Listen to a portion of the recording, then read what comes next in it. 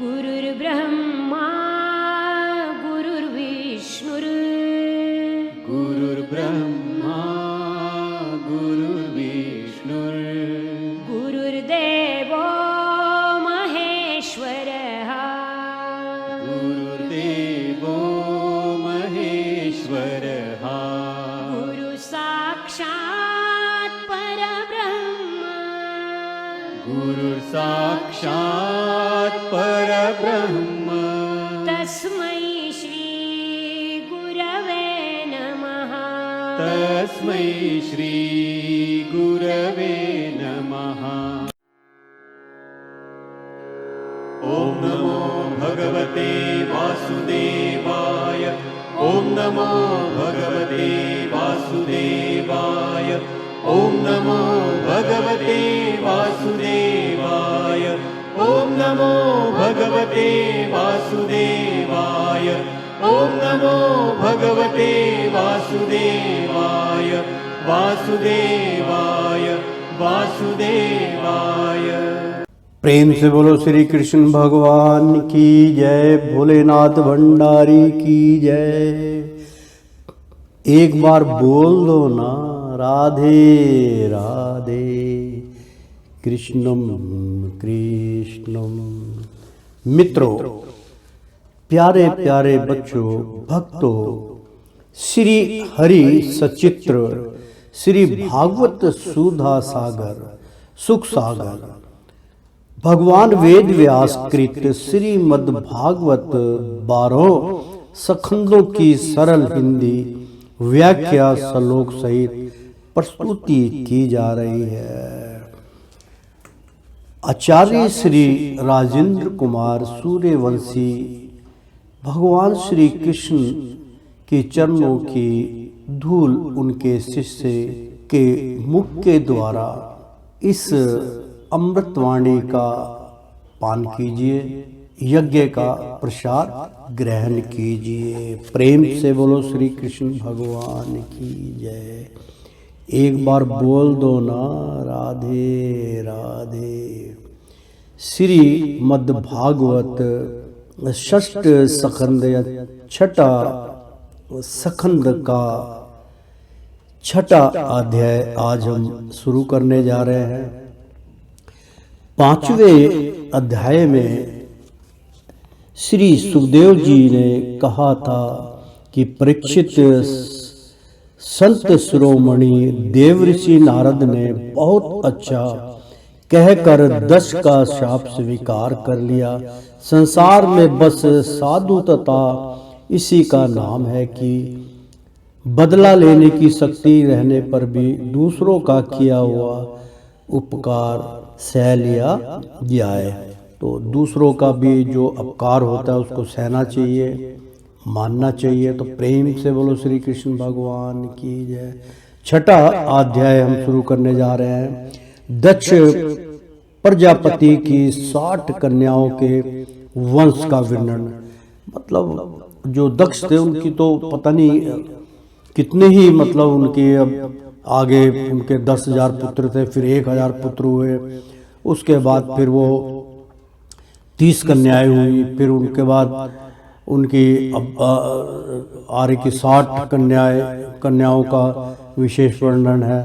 तो मतलब उनका काफ़ी जो है विस्तार से इसका जो है चल रहा है। तो प्रेम से बोलो श्री कृष्ण भगवान की जय।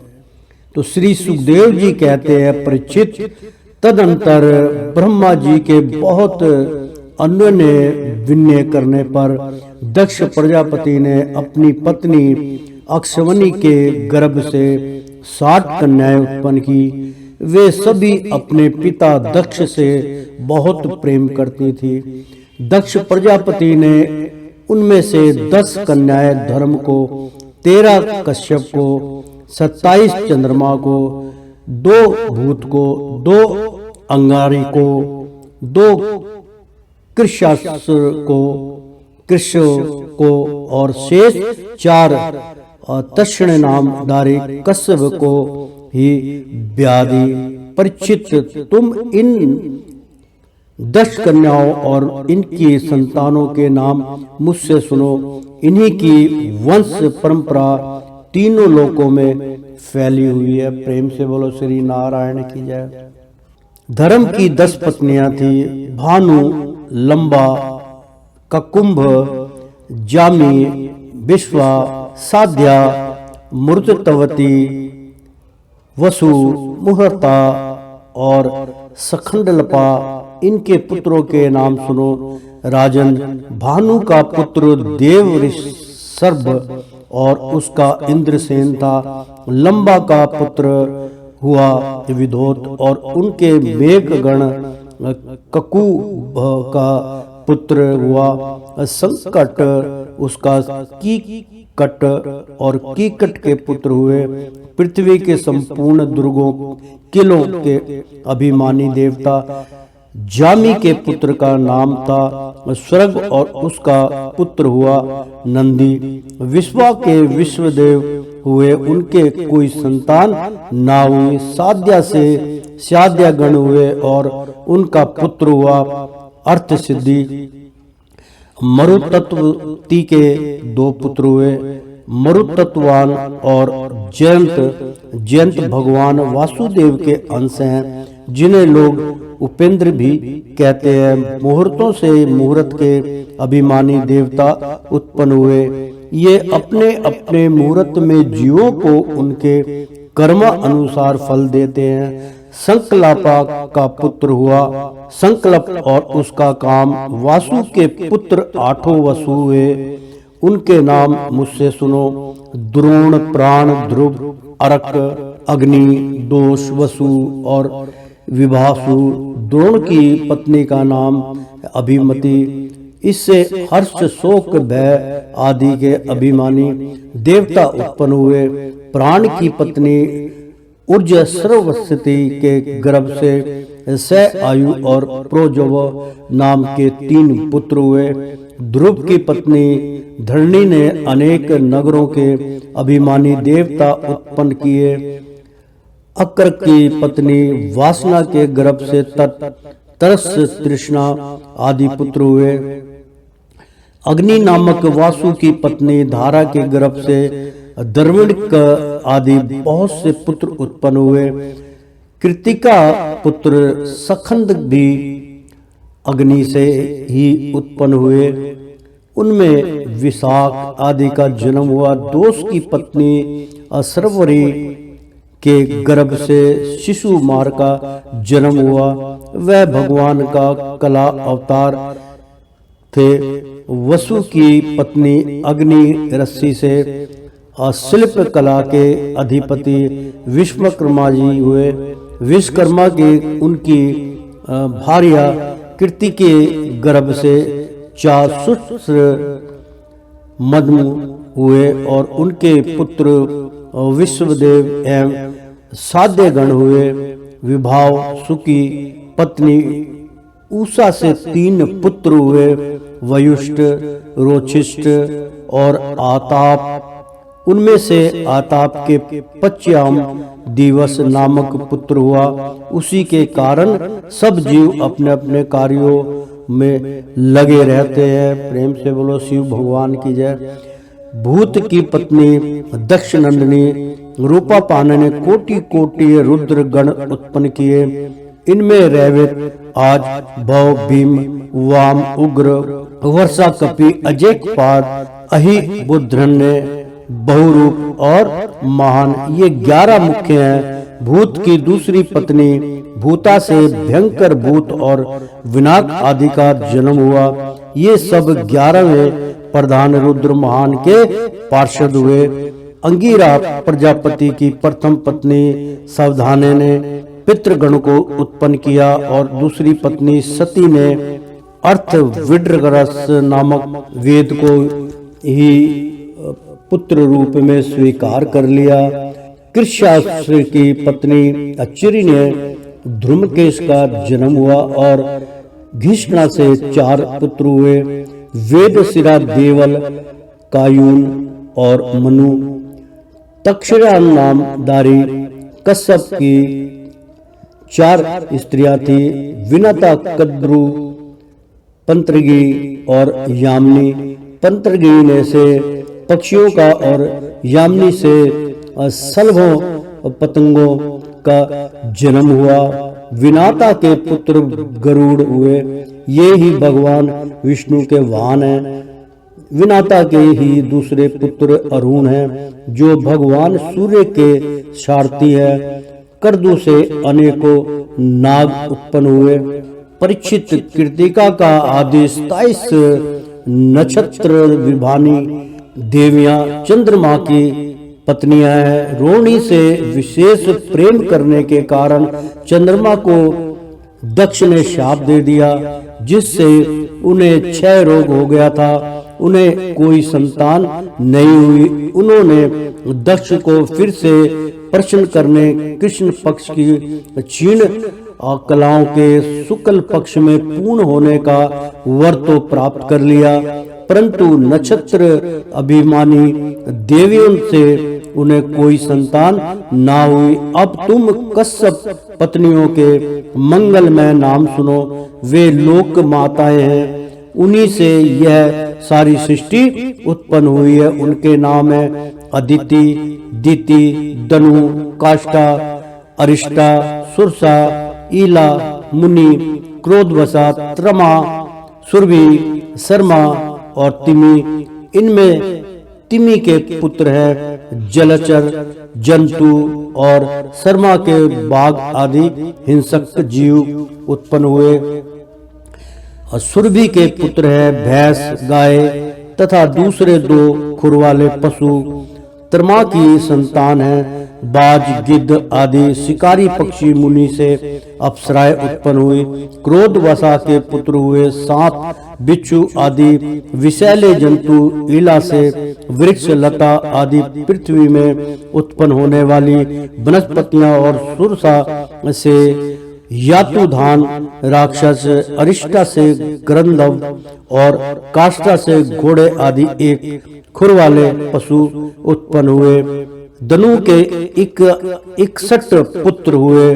उनमें प्रधान के नाम सुनो। द्रिमिघा, संबर, अरिष्ट, हैग्रीव, विभावसु, अयोमुख, शंकुरशिरा, सतभानु, कपिल, अरुण, पुलोमा, वृषप्रभा, एक चक्र, अनुतापन, द्रुमकेश, विरूपाक्ष, विप्रचित्ति और दुर्जय। स्वरभानु की कन्या सुप्रभा से नमुचिक ने और वृषप्रभा की पुत्री समिष्टा से महाबली नहुशन नंदन यातिये ने विवाह किया। दनु के पुत्र वैश्रा नर की 4 सुंदरियां कन्या थी। उनके नाम थे उपदानवी, हायसिरा, पुलोमा और कालका। इनमें से उपदानवी की 7 हिरण्यकश्यप का और हायसिरा के साथ क्रतु का विवाह हुआ। ब्रह्मा जी की आज्ञा से प्रजापति भगवान कश्यप ने ही वैश्वानर की शेष 2 पुत्रियों अपुलोमा और कालका के साथ विवाह किया। उनसे पोलोम और काल के नाम के 60,000 रणवीर दानव हुए। इन्हीं का दूसरा नाम निवात कवच था। ये यज्ञ कर्म में विघ्न डालते थे, इसलिए परीक्षित तुम्हारे दादा अर्जुन ने अकेले ही उन्हें इंद्र को प्रसन्न करने के लिए मार डाला। यह उन दिनों की बात है जब अर्जुन स्वर्ग में गए हुए थे, तो विप्राचित की पत्नी सिंह के गर्भ से 101 पुत्र उत्पन्न हुए। उनमें सबसे बड़ा था राहु, जिसकी गणना ग्रहों में हो गई। शेष 100 पुत्र का नाम केतु था। परीक्षित, अब क्रम से आदित्य के वंश परंपरा सुनो। इस वंश में सर्वव्यापक देव नारायण ने अपने अंश से वामन रूप में अवतार लिया था।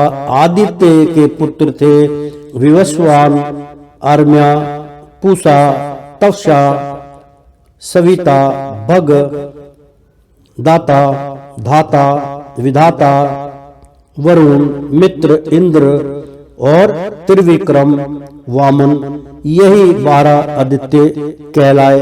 प्रेम से बोलो विष्णु भगवान की जय। परीक्षित, अब कर्म से आदित्य के वंश परंपरा सुनो। इस वंश में सर्वव्यापक देव आदिदेव नारायण ने अपने अंश से वामन रूप में अवतार लिया था। आदित्य के पुत्र थे विश्वमान, अर्यामा, पूषा, त्रष्टा, सविता, भग, अदाता, विधाता, वरुण, मित्र, इंद्र और त्रिविक्रम, वामन, यही 12 आदित्य कहलाए। विश्वान की पत्नी महाभाग्यवती संज्ञा के गर्भ से श्रद्धादेव, वैश्वसवत, मनु एवं यमी का जोड़ा पैदा हुआ। संज्ञा ने ही घोड़ी का रूप धारण करके भगवान सूर्य के द्वारा भूलोक में दोनों अश्वनी कुमारों को जन्म दिया। विवस्वान की दूसरी पत्नी थी छाया। उसने सनेश्वर और सर्वाणी मनु नाम के 2 पुत्र तथा तप्ती नाम की एक कन्या उत्पन्न की। तप्ती ने स्वर्ण को पति रूप में वर्ण किया। आर्य माँ की पत्नी मात्र का थी। उसके गर्भ से चर्चरणी नामक पुत्र हुए। वे कर्तव्य अकर्तव्य के ज्ञान से युक्त थे, इसलिए ब्रह्मा जी ने उन्हीं के आधार पर मनुष्य जाति की ब्रह्म राणिदी वर्णों की कल्पना की। पूषा के कोई संतान न हुई। प्राचीन काल में जब शिव जी दक्ष पर क्रोधित हुए थे, तब पूषा दांत दिखाकर हंसने लगी थे, इसलिए वीरभद्र ने उनके दांत तोड़ दिए थे। तब से पूषा पिसा हुआ अन्न ही खाती है। दैत्यों की छोटी बहन कुमारी रचना तवष्टा की पत्नी थी। रचना के गर्भ से 2 पुत्र हुए, शनिवेश और प्राक्रमिक विश्वरूप। इस प्रकार विश्वरूप यद्यपि शत्रुओं के भांजे थे, फिर भी जब देवगुरु बृहस्पति जी ने इंद्र से अपमानित होकर देवताओं का प्रतित्याग कर दिया, तब देवताओं ने विश्वरूप को ही अपना पुरोहित बनाया था। प्रेम से बोलो श्री कृष्ण भगवान की जय। ओ श्रीमन नारायण नारायण हरि हरि। मित्रों, श्री भागवत छठा सखंद का 6ठा अध्याय समाप्त हुआ। 7वां अध्याय हम शुरू करने जा रहे हैं। प्रेम से बोलो श्री कृष्ण भगवान की जय। एक बार बोल दो ना राधे राधे। बृहस्पति जी के द्वारा देवताओं का त्याग और विश्व रूप का देव गुण के रूप में वर्णन।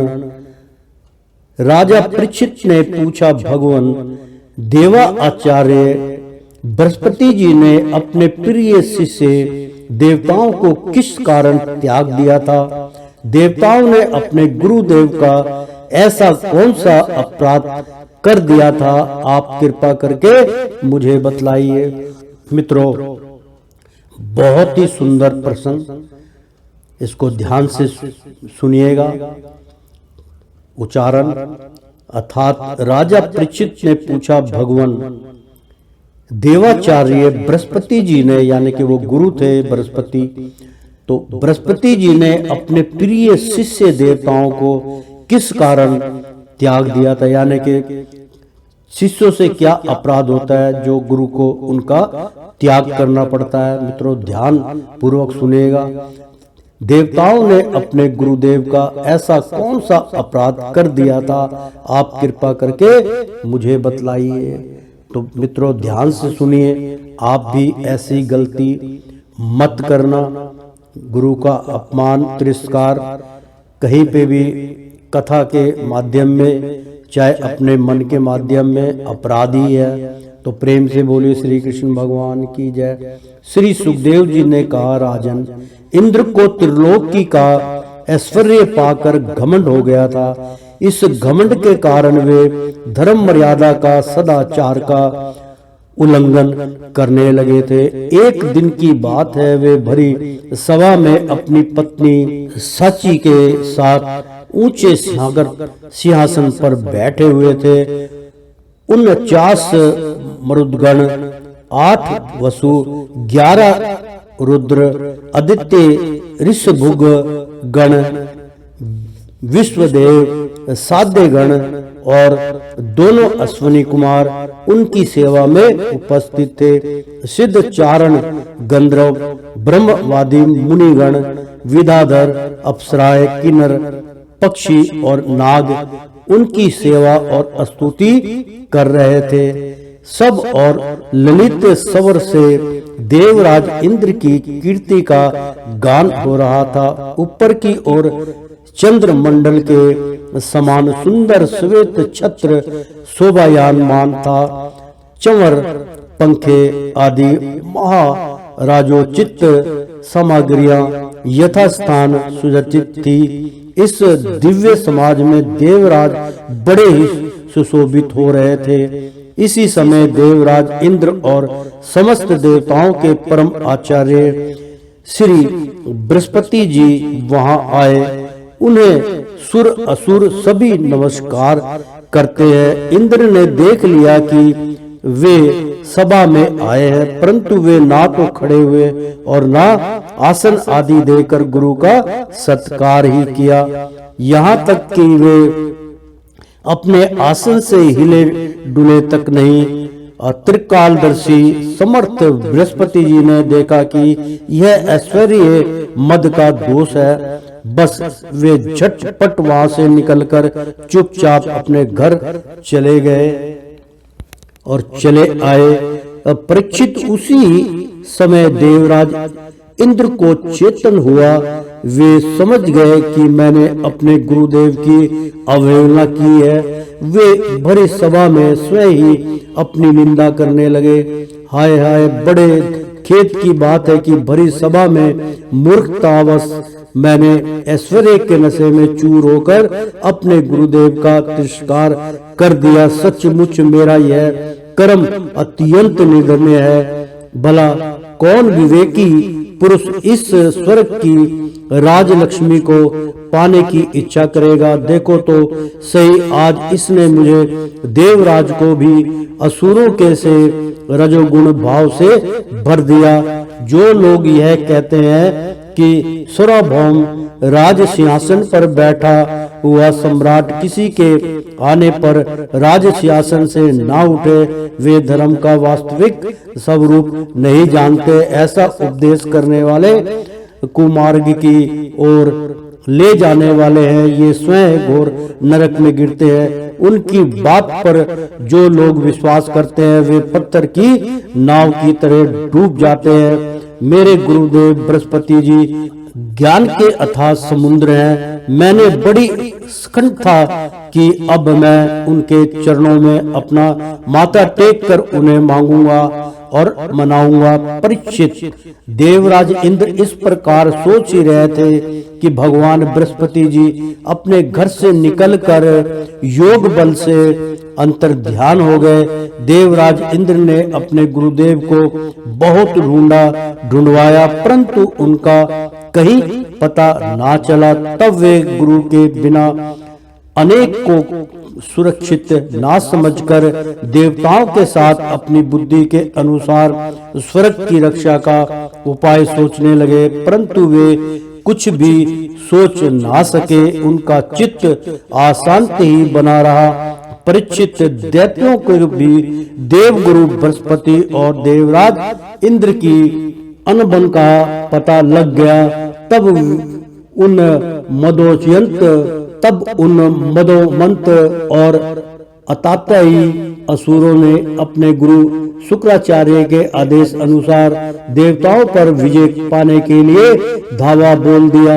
उन्होंने देवताओं पर इतने तीखे तीखे वाणों की वर्षा की कि उनके मस्तक, जंगा, बाहु आदि अंग कट कट कर गिरने लगे। तब इंद्र के साथ सभी देवता सिर झुकाकर ब्रह्मा जी के शरण में आए। स्वयं बंबु एवं समर्थ ब्राह्मण जी ने देखा कि देवताओं की तो सचमुच बड़ी दुर्दशा हो रही है, अतः उनका हृदय अत्यंत करुणा से भर गया। वे देवताओं को धीरज बनाते हुए कहने लगे। ब्रह्मा जी ने कहा, प्रेम से बोलो ब्रह्मा जी की जय हो, कि देवताओं, यह बड़े खेद की बात है। सचमुच तुम लोगों ने बहुत बुरा काम किया।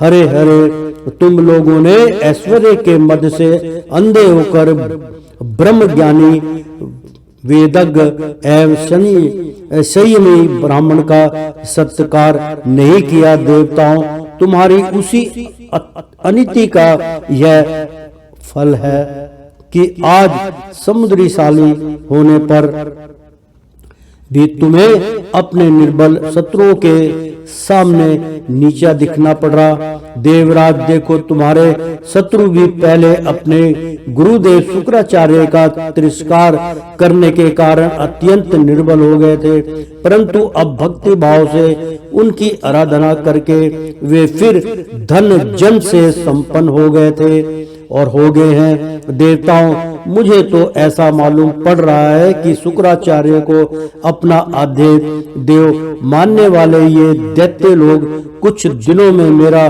ब्रह्मलोक भी छीन लेंगे।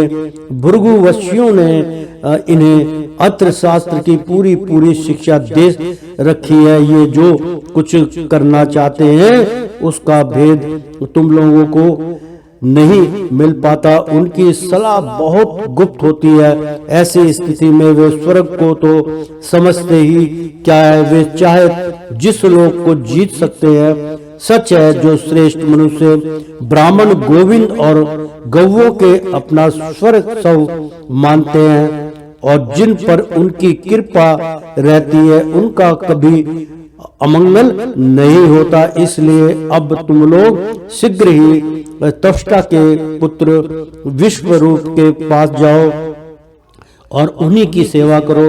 वे सच्चे ब्राह्मण, तपस्वी और संयमी हैं। यदि तुम लोग उनके असुरों के प्रति प्रेम की क्षमा कर सकोगे और उनका सम्मान करोगे तो वे तुम्हारा काम बना देंगे। प्रेम से बोलो श्री कृष्ण भगवान की जय। श्री सुखदेव जी कहते हैं, परीक्षित, जब ब्रह्मा जी ने देवताओं से इस प्रकार का, तब उनकी चिंता दूर हो गई। वे त्वष्टा के पुत्र विश्वरूप ऋषि के पास गए और उन्हें हृदय से लगाकर यूं कहने लगे। देवताओं ने कहा, बेटा विश्वरूप, तुम्हारा कल्याण हो।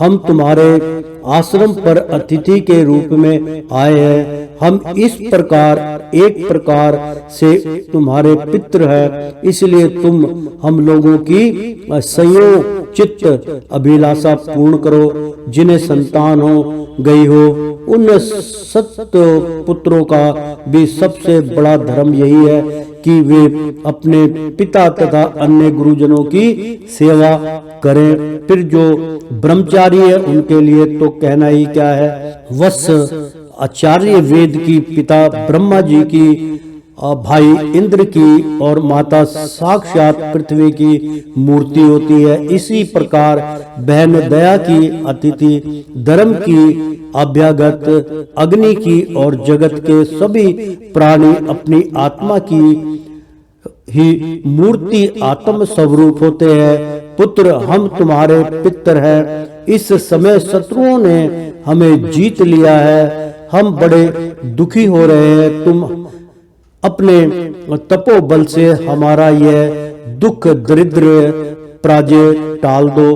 पुत्र, तुम्हें हम लोगों की आज्ञा का पालन करना होगा और पालन करना चाहिए। तुम ब्रह्मनिष्ठ ब्राह्मण हो, अतः जन्म से ही हमारे गुरु हो। हम तुम्हें आचार्य के रूप में वर्ण करके तुम्हारी शक्ति से अनायास ही शत्रुओं पर विजय प्राप्त कर लेंगे। पुत्र, आवश्यकता पड़ने पर अपने से छोटों का पैर छूना भी निंदनीय नहीं है। वेद ज्ञान को छोड़कर केवल अवस्था बड़पन का कारण भी यही है और ये कारण नहीं भी है।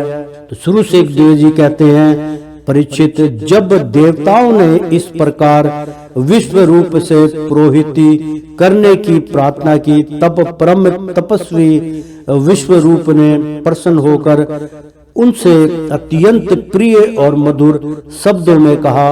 विश्व रूप ने कहा, पुरोहिती का काम ब्रह्मा तेज को क्षीण करने वाला है, इसलिए धर्मशील महात्माओं ने उसकी निंदा की है। किंतु आप मेरे स्वामी हैं और लोकेश्वर होकर भी मुझसे उसके लिए प्रार्थना कर रहे हैं। ऐसी स्थिति में मेरे जैसा व्यक्ति भला आप लोगों को कोरा जवाब कैसे दे सकता है? मैं तो आप लोगों का सेवक हूँ, आपकी आज्ञाओं का पालन करना ही मेरा स्वार्थ है।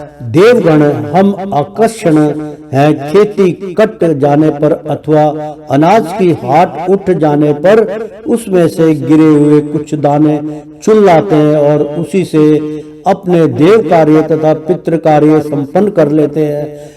लोक पालो, इस प्रकार जब मेरी जीविका का चल ही रही है, तब मैं पुरोहितों की निंदानी वृत्ति क्यों करूं?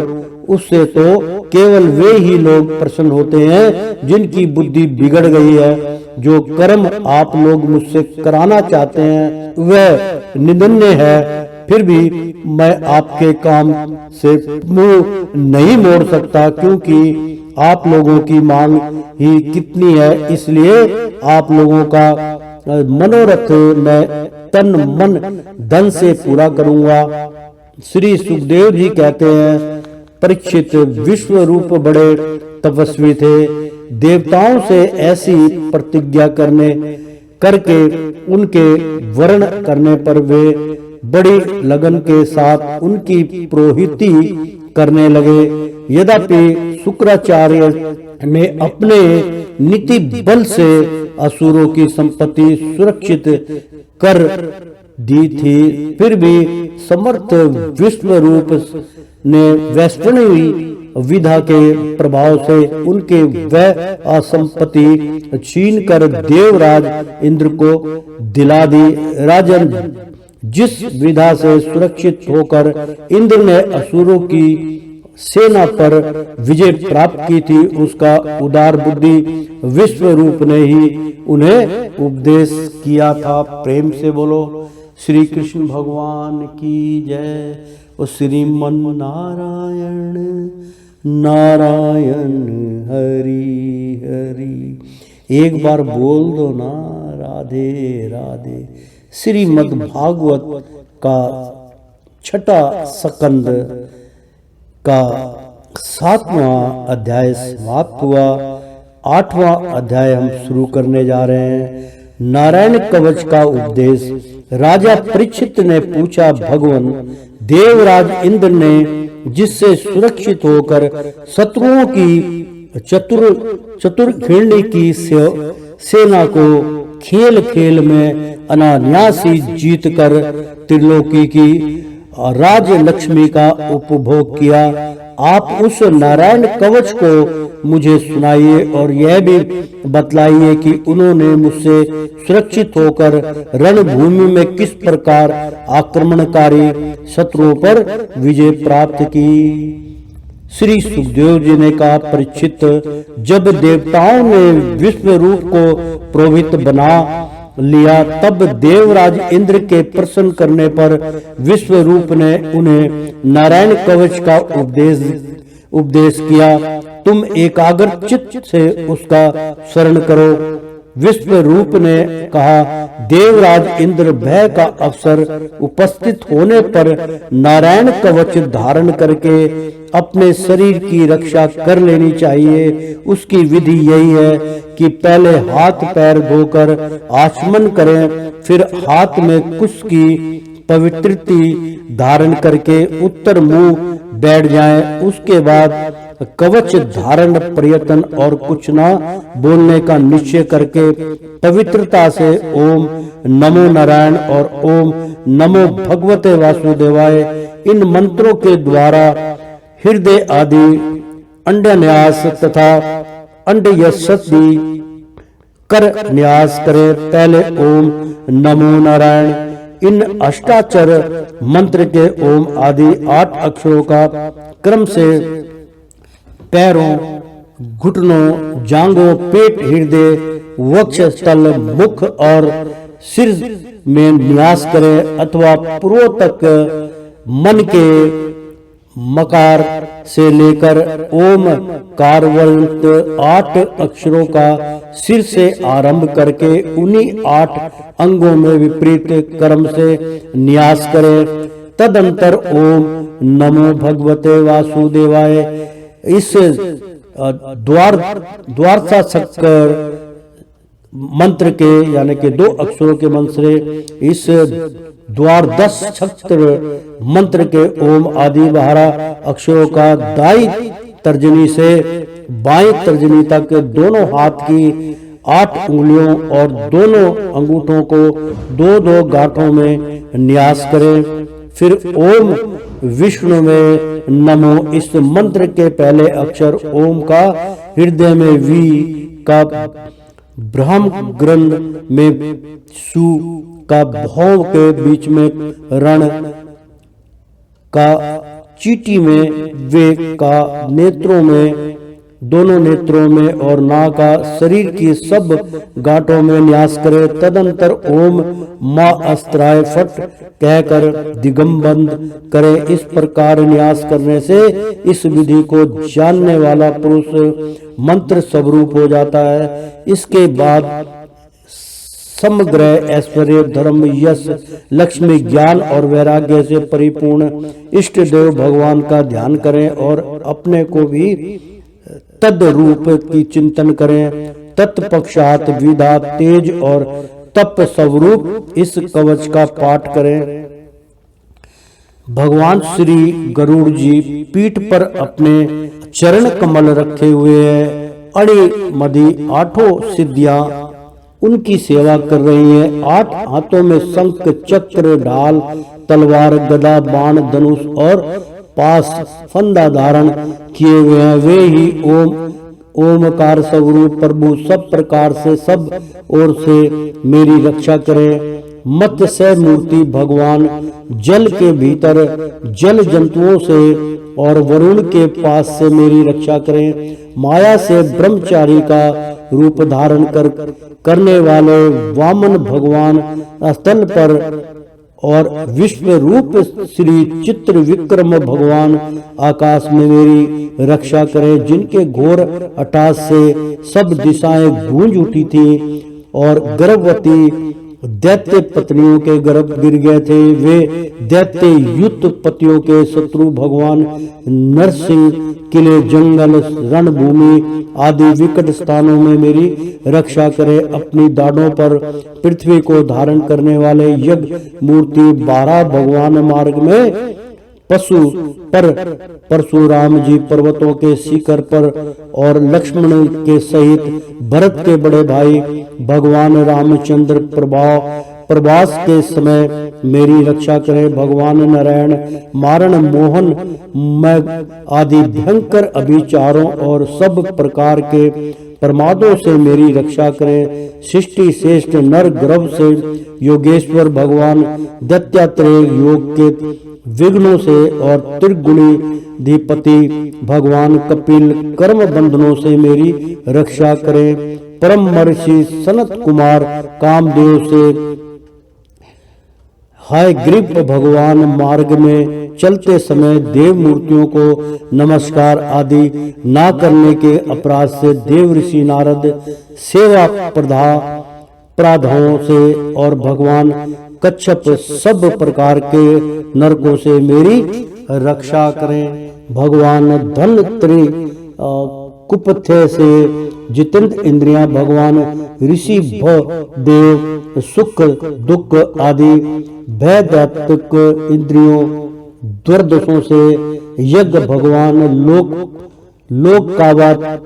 कापवाद से, बलराम जी मनुष्य कृत्र कष्टों से और श्री शेष जी क्रोध वंश नामक सर्पों के गण से मेरी रक्षा करे। भगवान श्री कृष्ण दुर्पायन व्यास जी अज्ञान से तथा बुद्ध देव पाखंडियों से और प्रमाद से मेरी रक्षा करे। धर्म रक्षा के लिए महान अवतार धारण करने वाले भगवान कलिक पाप बहुल कलिकाल के दोषों से मेरी रक्षा करे। प्रातः काल भगवान केशव अपनी गदा लेकर कुछ दिन चढ़ आने पर भगवान गोविंद अपनी बांसुरी लेकर, दोपहर के पहले भगवान नारायण अपनी तीक्ष्ण शक्ति लेकर और दोपहर को भगवान विष्णु चक्र राज सुदर्शन लेकर मेरी रक्षा करे। तीसरे पहर में भगवान मधुसूदन अपना प्रचंड धनुष लेकर मेरी रक्षा करे। साय काल में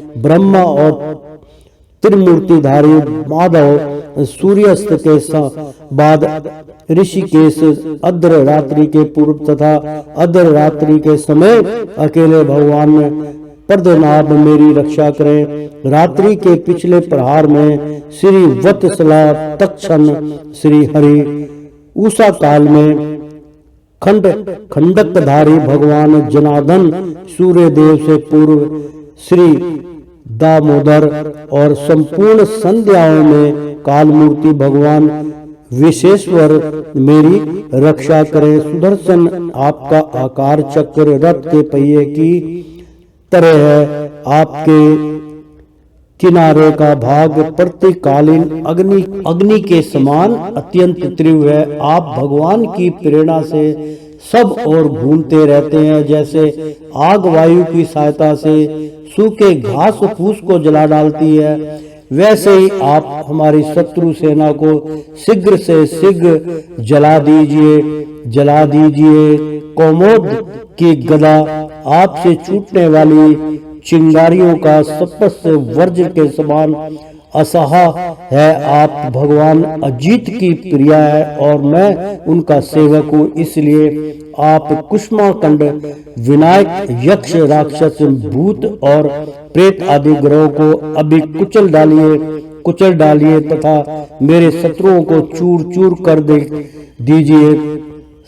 शंख श्रेष्ठ, आप भगवान श्री कृष्ण के फूंकने से भयंकर शब्द करके मेरा शत्रुओं का दिल दहला दीजिए। एवं यातुधान, प्रमथ, प्रेत मात्र का विशाच तथा ब्राह्मण, राक्षस आदि भयावन प्राणियों को यहाँ से झटपट भगा दीजिए। प्रेम से बोलो श्री कृष्ण भगवान की।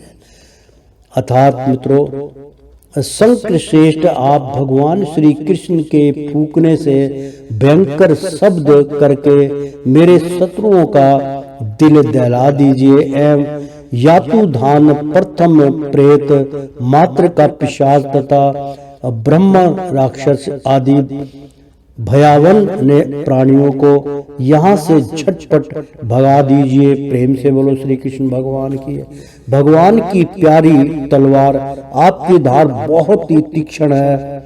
आप भगवान की प्रेरणा से मेरे शत्रुओं को छिन्न भिन्न कर दीजिए। भगवान की प्यारी ढाल, आपको सैकड़ों चंद्रकाल मंगल है। आप पाप दृष्टि परमात्मा शत्रुओं की आंखें बंद कर दीजिए और उन्हें सदा के लिए अंधा बना दीजिए। सूर्य आदि ग्रहण, धूमकेतु, पुच्छल तारे आदि केतु, दुष्ट मनुष्य, सप्र आदि रेंगने वाले जंतु, दाढ़ों वाले सिंह, परशु, भूत प्रेत आदि तथा पापी प्राणियों से हमें जो जो भय हो और जो जो हमारे मंगल के विरोधी हो, वे सभी भगवान के नाम रूप तथा आयुधों का कीर्तन करने से तत्काल नष्ट हो जाए। बृहद, रथनंतर आदि सामवेदीय स्तोत्रों से उनकी स्तुति की जाती है। वे वेद मूर्ति भगवान गरुड़ और विश्वसेन जी अपने नामोच्चारण से के प्रभाव से हमें सब प्रकार की विपत्तियों से बचाए। श्री हरि के नाम रूप वाहन, आयुध और श्रेष्ठ पार्षद हमारी बुद्धि, इंद्रिय, मन और प्राणों को सब प्रकार की आपत्तियों से बचाए।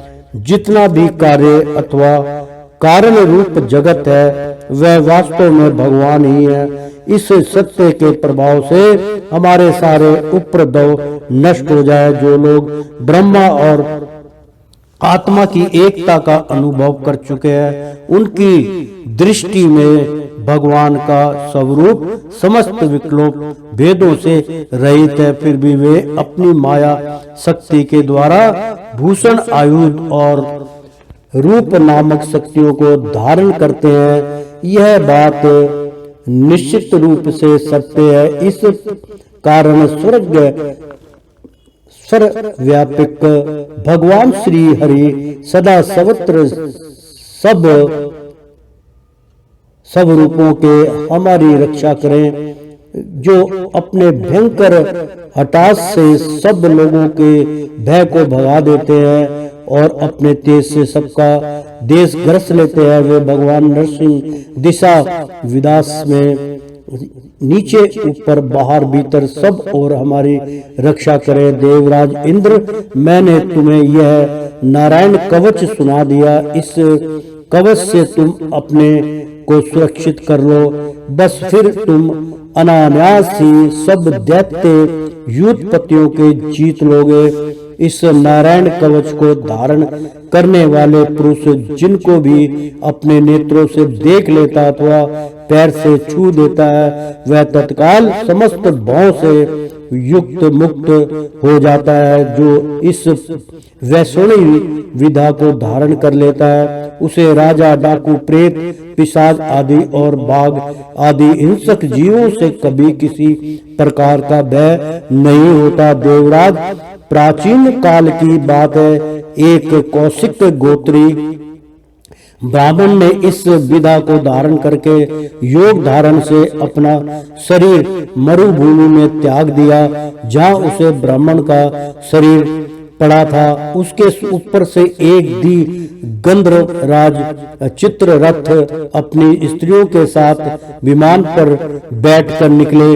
वहां आते ही वे नीचे की ओर सिर किए विमान सहित आकाश से पृथ्वी पर गिर पड़े। इस घटना से उनके आश्चर्य की सीमा न रही। जब उन्हें बालखलीय मुनियों ने बतलाया कि यह नारायण कवच धारण करने का प्रभाव है, तब उन्होंने उस ब्राह्मण देवता की हड्डियों को ले जाकर पूर्ण वहनी सरस्वती नदी में प्रभावित कर दिया और फिर स्नान करके वे अपने लोग चले गए। श्री सुखदेव जी कहते हैं, परीक्षित, जो पुरुष इस नारायण कवच को समय पर सुनता है और जो आदर पूर्वक इसे धारण करता है, उसके सामने सभी प्राणी आदर से झुक जाते हैं और वह सब प्रकार के भों से मुक्त हो जाता है। परीक्षित, सत्यकृतु इंद्र ने आचार्य विश्वरूप जी से यह वैष्णव विधा प्राप्त करके रणभूमि में असुरों को जीत लिया और वे त्रिलोक के लक्ष्मी का उपभोग करने लगे। प्रेम से बोलो श्री कृष्ण भगवान की जय। ओ श्रीमन नारायण नारायण हरि हरि, तेरी लीला सबसे न्यारी न्यारी, बोलो हरि हरि। ओ श्रीमन नारायण नारायण हरि हरि।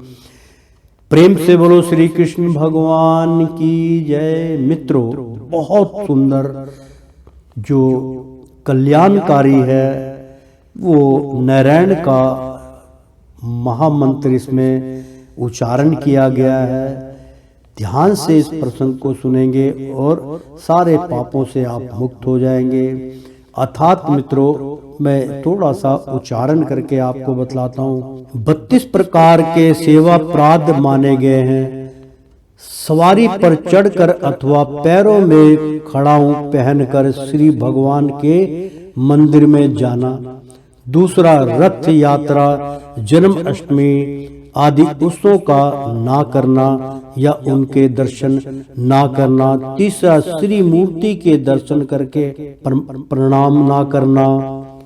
मतलब कौन कौन से जो है इसमें वो बतलाए गए हैं मित्रों, बहुत सुंदर इसके अंदर उच्चारण मैं करके बतला रहा हूँ। दोबारा से मैं रिपीट करता हूँ कि 32 प्रकार के सेवा अपराध माने गए हैं। मतलब जो सेवा अपराध माने गए हैं वो ध्यान से सुनिए कि जो सेवा इस प्रकार के करते हैं वो सेवा स्वीकार नहीं होती। नंबर 1, सवारी पर चढ़कर अथवा पैरों में खड़ाऊ पहनकर श्री भगवान के मंदिर में जाना। यानी कि मंदिर में आप कोई खड़ाऊ पहन के या कोई किसी किस्म का साधन जुटाकर भगवान के मंदिर में नहीं जाना चाहिए। रथ यात्रा, जन्माष्टमी आदि उत्सव का ना करना या उनके दर्शन ना करना। यानी कि जन्माष्टमी में भगवान श्री कृष्ण के दर्शन परम आवश्यक है, उनका नाम उच्चारण करके उनके दर्शन करना चाहिए। तीसरा, श्री मूर्ति के दर्शन करके प्रणाम ना करना। यानी कि मूर्ति के आपने दर्शन किए और अपना हाथ जोड़ के शीश नहीं झुकाया, ये भी अपराध है। चौथा, अशुचि अवस्था में दर्शन करना। अशुचि अवस्था में यानी कि आप शुचि नहीं है, आप नहाए नहीं है, आपने स्वस्थ वस्त्र नहीं पहने हैं, ऐसी अवस्था में दर्शन करना उचित नहीं है।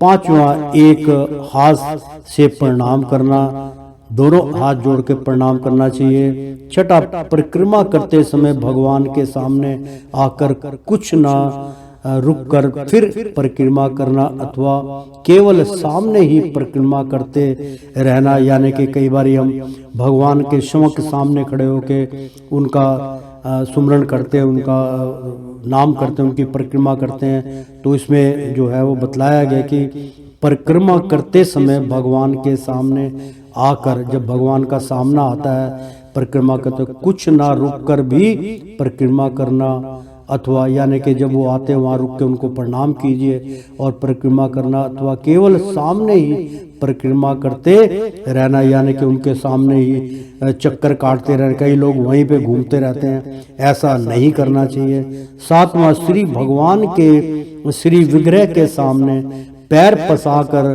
बैठना। श्री भगवान के श्री विग्रह के सामने दोनों घुटनों को ऊंचा करके उनको हाथों से लपेटकर बैठ जाना। बड़े ध्यान से सुनिए मित्रों, श्री भगवान के श्री विग्रह के सामने दोनों घुटनों को ऊंचा करके उनकी हाथों से लपेटकर बैठ जाना। यानी कि हाथ सुकेड़ कर बैठना नहीं चाहिए, पालथी मारकर आप बैठिए और हाथ जोड़कर बैठिए।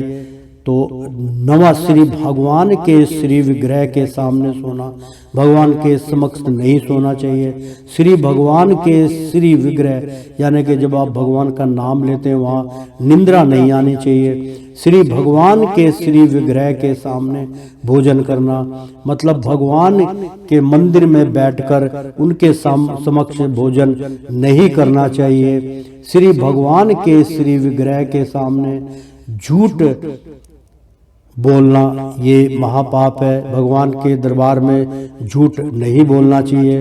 12वां, श्री भगवान के श्री विग्रह के सामने जोर से बोलना, जोर से नहीं बोलना चाहिए, डांट टपटना नहीं चाहिए, संयम बना के बोलना चाहिए। 13वां, श्री भगवान के श्री विग्रह के सामने आपस में बातचीत करना, मतलब एक तरफ भगवान का भजन चल रहा है, दूसरी तरफ आपस में आप गपशप लगा रहे हैं, ये भगवान को पसंद नहीं है। 14वां, श्री भगवान के श्री विग्रह के सामने चिल्लाना, यानी कि श्री भगवान के श्री विग्रह के सामने कई लोग भगवान के सामने आके अपना रोना शुरू कर देते हैं, चिल्लाना शुरू कर देते हैं, भगवान आप ये नहीं करते, मेरा वो नहीं।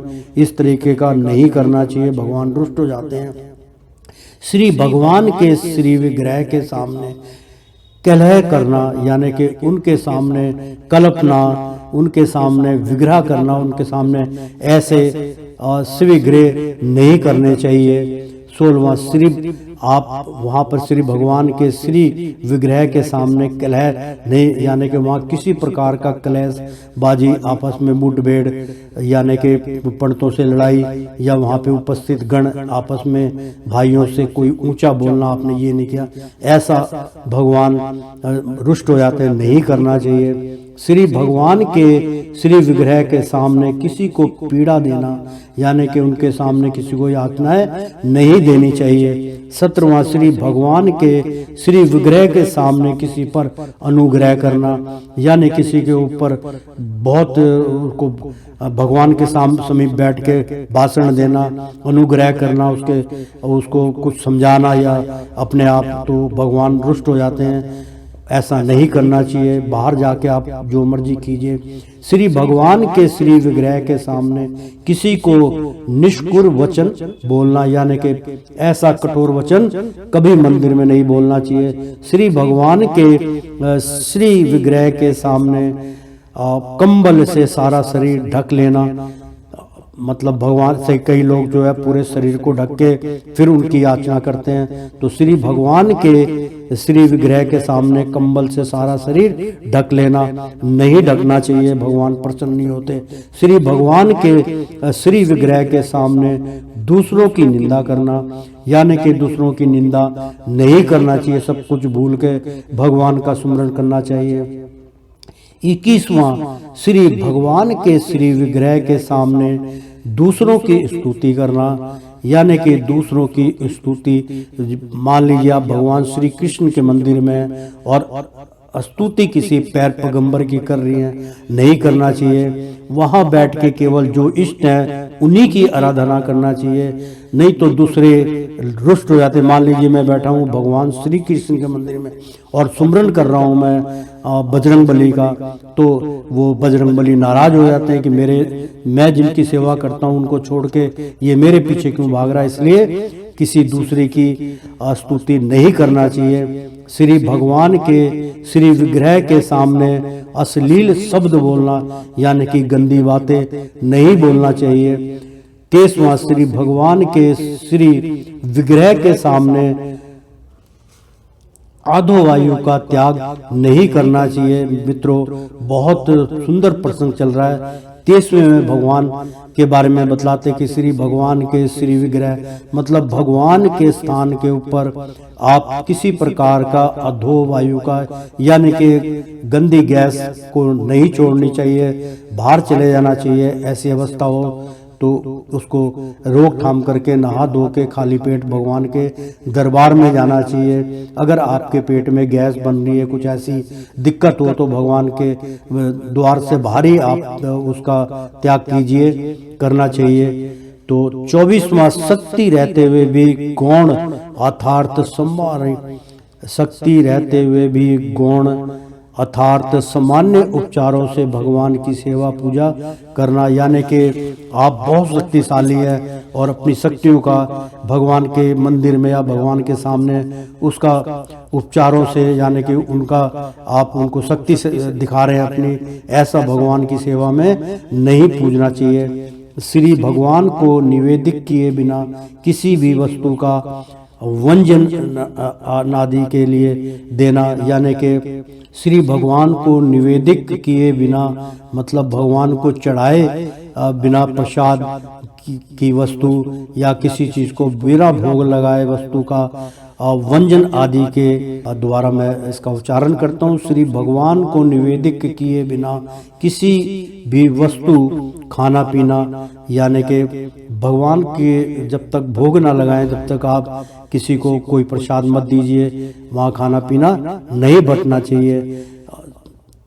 26वां, जिस ऋतु में जो फल हो उसे सबसे पहले श्री भगवान को ना चढ़ाना यानी कि जिस ऋतु में जो फल हो उसे सबसे पहले श्री भगवान को ना चढ़ाना यानी कि पहला फल जो है भगवान को चढ़ाना चाहिए, उनको ना चढ़ाना ऐसा उचित नहीं है। पहले भगवान को भोग लगाइए फिर आप चढ़ाइए, चाहे गन्ना हो चाहे अमरूद हो चाहे कुछ, भगवान को भोग लगाइए और फिर खाइए। तो ना चढ़ाना जो ठीक नहीं है। तो 27वां, किसी शाक या फल आदि के अगले भाग को तोड़कर भगवान के व्यंजन आदि के लिए देना, यानी कि किसी शाक या फल आदि के अगले भाग को तोड़कर भगवान के व्यंजन आदि के लिए देना, यानी कि किसी भी अधूरा फल भगवान को नहीं चढ़ाना चाहिए और न ही